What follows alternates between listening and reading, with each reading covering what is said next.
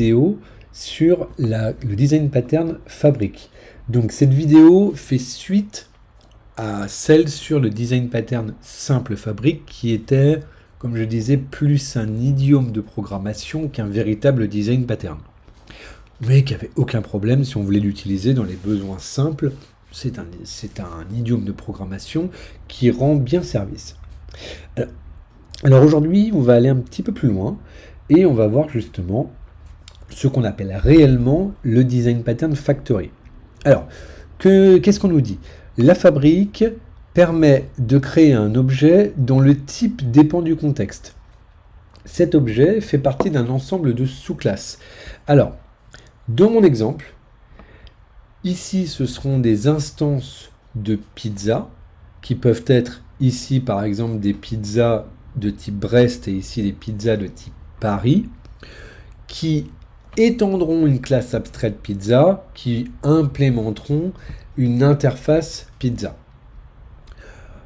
Ensuite, on nous dit l'objet retourné par la fabrique est toujours du type de la classe mère, donc bien évidemment l'instance pizza. Mais grâce au polymorphisme, les traitements exécutés sont ceux de l'instance créée. Effectivement, si je surcharge ici ou ici une des méthodes de ma classe abstraite pizza, je vais pouvoir appeler la fonction de l'instance et donc la surcharge. Ce design pattern est utilisé lorsqu'à l'exécution, il est nécessaire de déterminer dynamiquement quel objet d'un ensemble de sous-classes doit être instancié. Donc là, c'est le cas.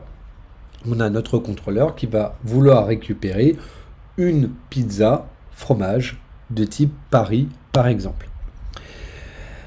Alors, on nous dit donc c'est utilisable lorsque le client ne peut déterminer le type d'objet à créer qu'à l'exécution.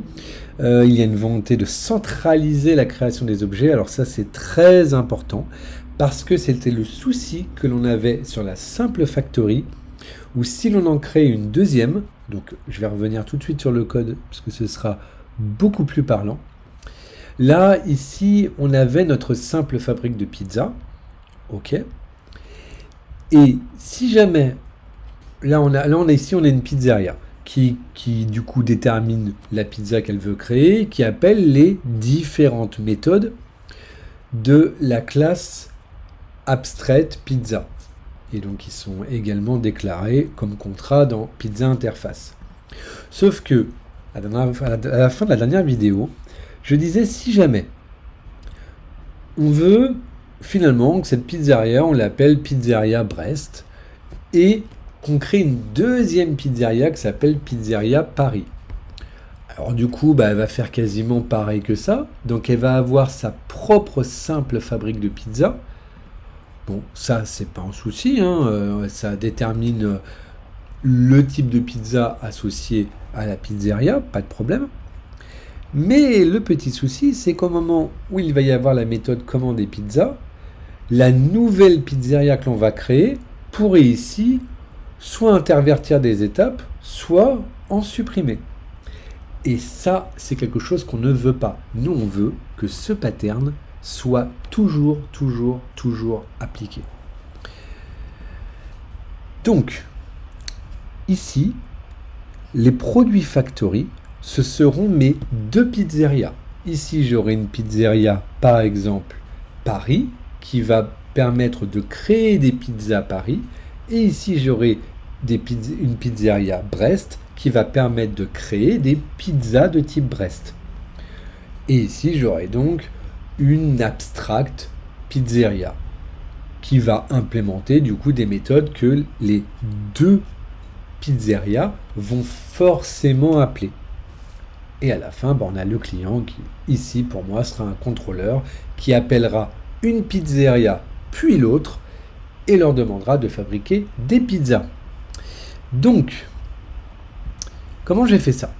Déjà, on commence par l'abstract pizza. Donc ça, elle n'a pas changé.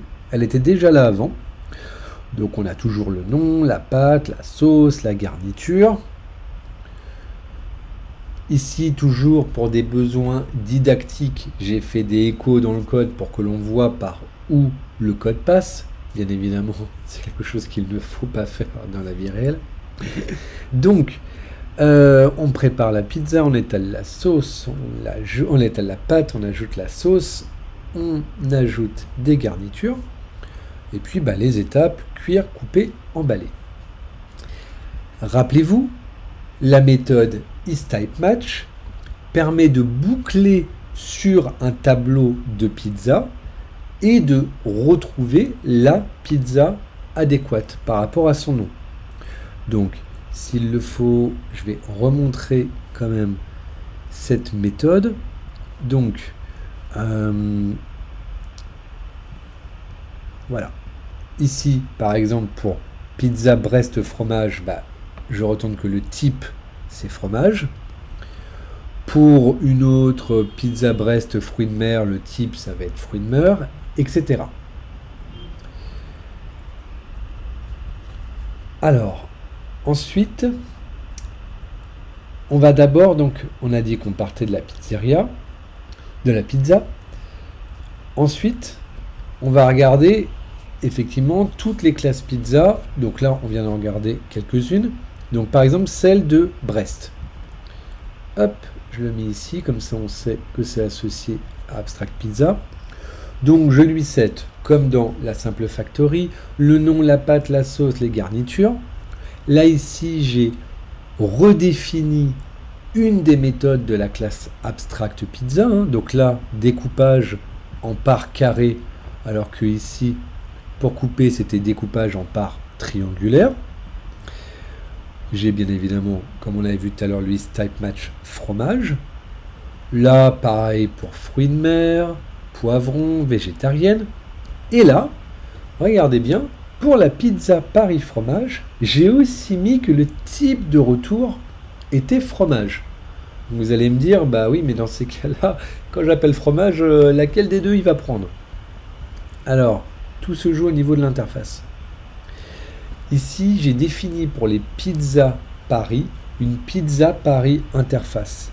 Pour les pizzas Brest, une pizza Brest interface. Ça va être extrêmement utile parce que grâce à ça, je vais rajouter des tags aux pizzas.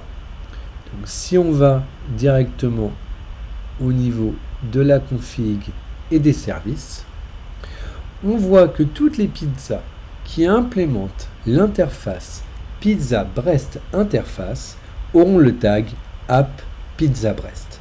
Et toutes celles qui implémentent Pizza Paris Interface auront le tag App Pizza Paris. Donc ça, très bien. On est bon à ce niveau-là, on a des tags. Après, vous allez me dire, oui, mais encore une fois, comment on récupère le tout? Allons voir la pizzeria Brest. Elle a une méthode, créer pizza, qui va boucler sur toutes les pizzas de type Pizza Brest Interface, donc il l'implémente, vérifier si l'une d'entre elles correspond au nom que l'on aura donné, par exemple fromage, et la retourner. Sinon, on a une exception. Alors, la pizzeria Paris va faire pareil, sauf que là, du coup, elle va appeler les pizzas Paris Interface. Et comment est-ce que je fais en sorte que ici, je n'ai que des pizzas de Paris et ici, que des pizzas de Brest?